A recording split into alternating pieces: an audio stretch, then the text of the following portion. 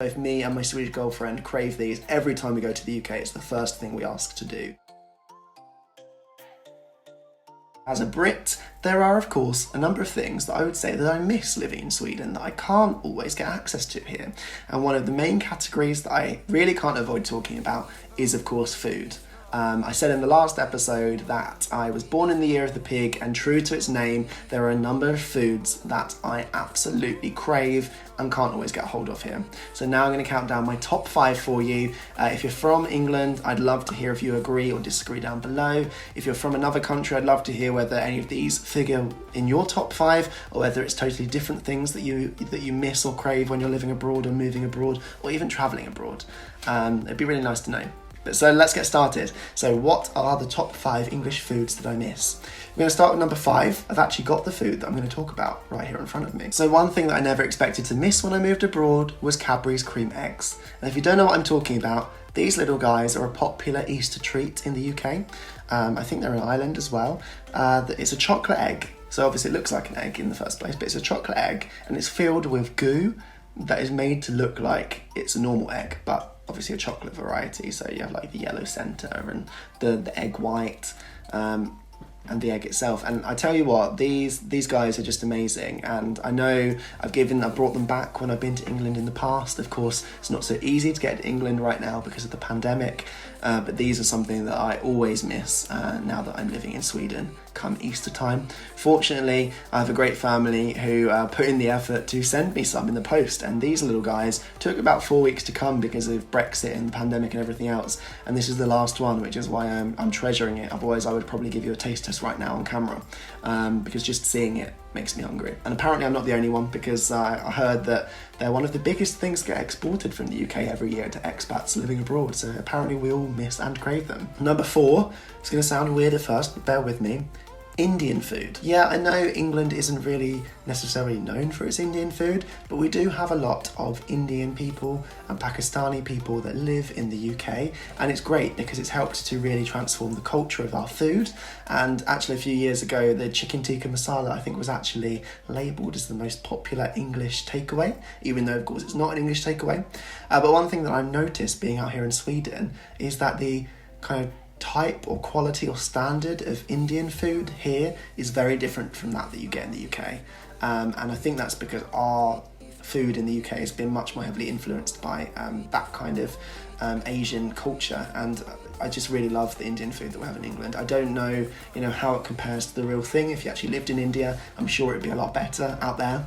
But I really miss the Indian food that we have in England. I think it's really good. It's really spicy. Here it tends to be a little bit more mild. They don't tend to like spice as much from my experience. And even when you ask for a medium curry, sometimes it comes out with almost like a flake of chili pepper in, and then you wonder why you can barely taste the spice. Not to say that there hasn't been some really good experiences here as well, but Indian food in the UK, I love it. Number 3, I've grouped together, this is a bit of a cheat, I've called it the English breakfast foods, and I don't mean a cooked full English breakfast. I'm not a fan of that at all. Bacon isn't really my favourite thing. I'll eat it. Same as eggs, I can eat them in different forms, but I wouldn't necessarily crave one. But there's a few things that I do crave at breakfast time that is harder to get out here, or sometimes impossible, unless you make them yourself, of course. One is a crumpet. I don't know if you know what a crumpet is. It's a small circular flour-based breakfast. It's quite savoury and it's got little holes in the top. Then there's a hot crust bun, which is again something that we have at Easter, a bit of a theme here, which is like a bread bun, a sweet bread bun with like a cross on the top, of course, to represent the Christianity connection, but we have those toasted with butter on top, and the only way I've been able to have them here is if we make them ourselves. And the third thing is breakfast bagels, and I know that these are really popular in America too, for example, but here in Sweden, bagels just don't seem to be a big thing. You can't just walk into the supermarket and find them around every corner, and that was something that surprised me. I love a good toasted bagel. Chuck some salmon and cream cheese on top, it's to die for. But apparently here they don't agree. Number 2 is a good old British Sunday roast. Not to say again, just like the breakfast food, some of these things you can make yourself, but the gravy that they have here is different to the gravy that we have in England, of course.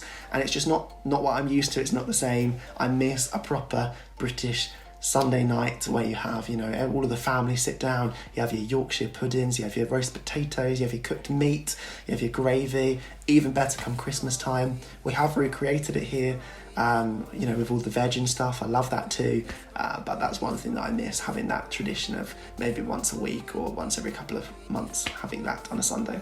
So that's my number 2, which leaves only my top English favourite food that I miss. And I'm sure for any other Brits out there watching this, you are bound to agree with me. One thing that I miss every single time, every single week almost, is a proper English cream tea.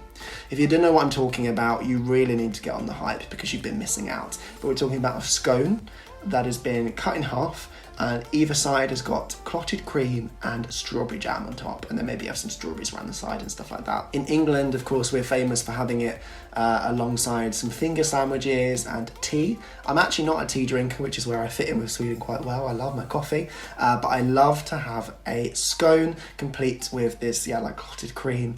It's really hard to kind of explain what clotted cream is, and we tried to recreate it here because you really can't buy it in any of the shops, but actually it's this like butter that has been whipped for, I think it's like 12 hours, and then you have to put it in the fridge for some time and in the oven for a ridiculous amount of hours, and then it comes out like whipped beyond belief, and it's really hard to describe. It's not cream. Cream is just not the same. English people, you will understand. It's just so good, and both me and my Swedish girlfriend crave these every time we go to the UK. It's the first thing we ask to do when my friends or family say, oh, where should we meet, what should we do? Take me for a cream tea. I miss it. I wish I could do it all the time, and we do it here. We do make scones, but as I say about the cream, clotted cream is just not the same. So that's something that I really, really miss, and I've actually tried to get clotted cream back from the UK to Sweden a number of times in my hand luggage. Hasn't always gone according to plan, so maybe that's a story for another day. Thank you for checking out this video. You have just seen a preview of this week's Just a Brit Abroad podcast. It's a long-form, feature-length podcast show that I release right here on this channel once every 2 weeks on the topics of tourism, travel, culture, and lifestyle. If you like what you just saw, you're going to want to make sure you're subscribed and you've got that bell on so that you're notified as soon as the episode comes out this Saturday. Would love to have you along for the journey.